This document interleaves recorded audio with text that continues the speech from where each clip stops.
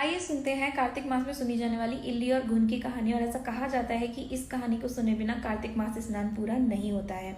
एक बार इल्ली और घुन थे। इल्ली कार्तिक मास आया, इल्ली ने घुन से कहा कि चल कार्तिक स्नान करने चलते हैं। घुन ने कहा तेरा क्या है, तू तो गिरी छुआरे में रहती है, ताकतवर है, तू कार्तिक स्नान कर सकती है।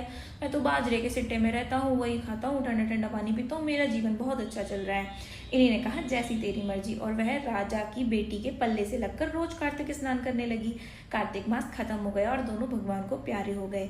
अगले जन्म में कार्तिक स्नान करने से इल्ली का जन्म राजा की बेटी के रूप में हुआ और वहीं घुन जो है वो गधे के रूप में पैदा हुआ। दोनों धीरे धीरे बड़े होने लगे।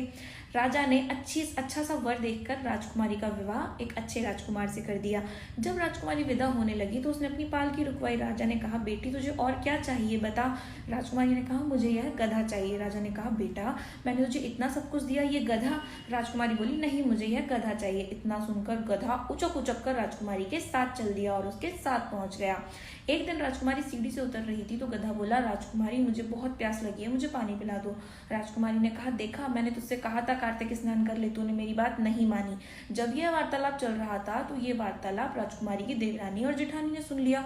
उन्होंने सोचा देवर जी कैसी जादूगरनी उठा लाए। वो देवर के पास गई, उन्होंने सारी बात बताई। देवर ने कहा कि मैं जब तक खुद नहीं सुन लेता तब तक मैं इस बात को नहीं मानूंगा। वो सीढ़ियों के नीचे छुप कर बैठ गया। आइए सुनते हैं कार्तिक मास में सुनी जाने वाली इल्ली और घुन की कहानी। और ऐसा कहा